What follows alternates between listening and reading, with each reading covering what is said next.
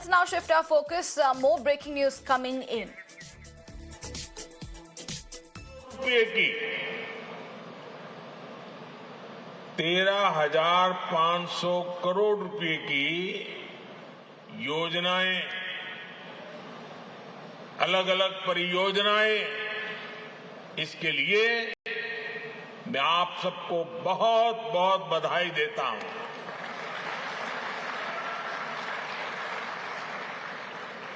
ना कुटुंब सभ्युल्लारा,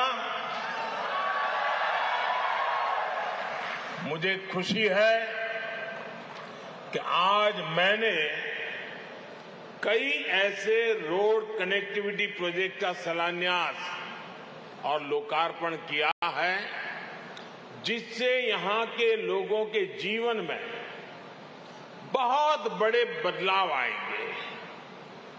नागपुर विजयवाड़ा कॉरिडोर के जरिए तेलंगाना, आंध्र प्रदेश और महाराष्ट्र में आवाजाही बहुत आसान होने वाली है।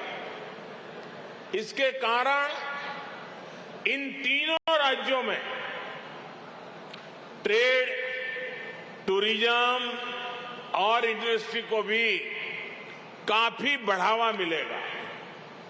इस कॉरिडोर में कुछ महत्वपूर्ण इकोनॉमिक हब्स इसकी पहचान की गई है। इसमें 8 special economic zone, 5 mega food park, 4 fishing sea food cluster, 3 pharma and medical clusters और 1 टेक्सटाइल क्लस्टर भी होगा। इसके कारण हनमकोंडा, वारंगल, महबूबाबाद और खम्मम जिलों के युवाओं के लिए रोजगार के अनेक अवसर खुलने वाले हैं।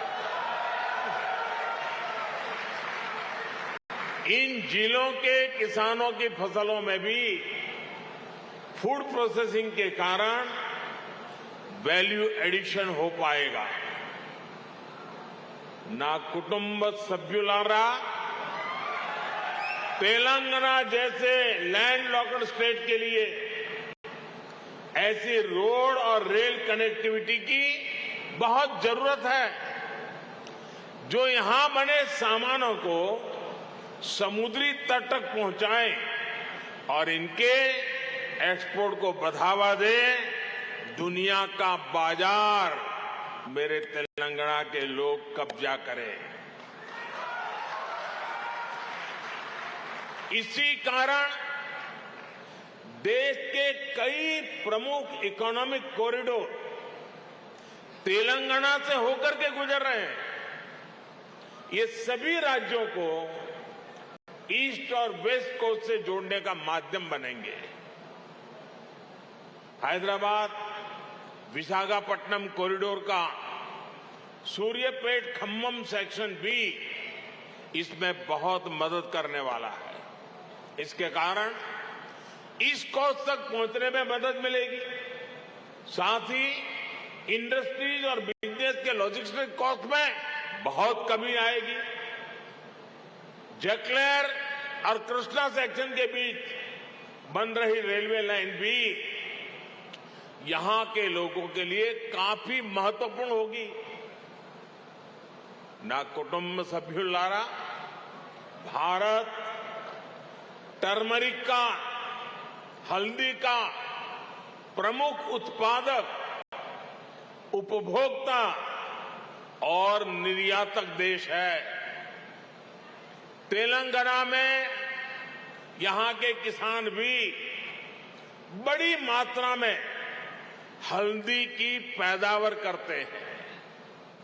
कोरोना के बाद हल्दी को लेकर जागरूकता भी बढ़ी है और उसकी दुनिया भर में डिमांड भी बढ़ी है।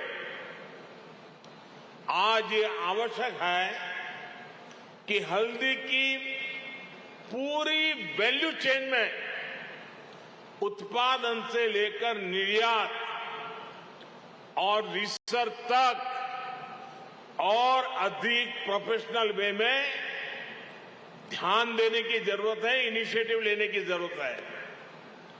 इससे जुड़े एक बड़े फैसले की आज मैं तेलंगाना की धरती से घोषणा कर रहा हूं।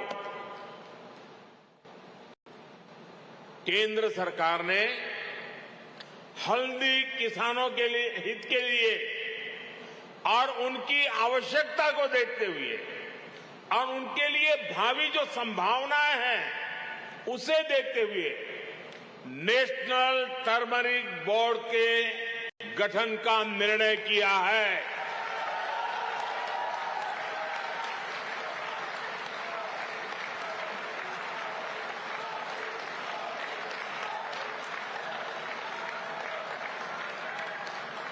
National turmeric board supply chain में वैल्यू एडिशन से लेकर इंफ्रास्ट्रक्चर के कार्यों तक किसानों की मदद करेगा।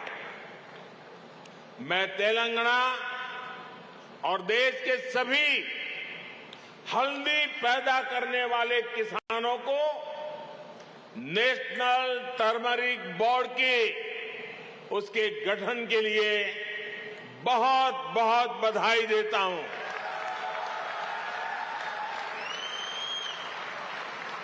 నా కుటుంబ సభ్యులారా, आज पूरी दुनिया में एनर्जी और एनर्जी सिक्योरिटी इस पर बहुत चर्चा हो रही है।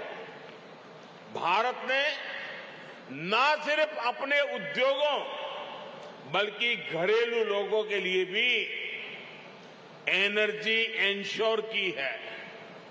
देश में एलपीजी कनेक्शन की जो संख्या 2014 में 14 करोड़ के आसपास थी, वो 2023 में 32 करोड़ से ज्यादा हो गई है। हाल ही में हमने We were listening to Prime Minister Narendra Modi speaking in Telangana. We will be tracking the details there, but at this point in time, shifting our focus to breaking news coming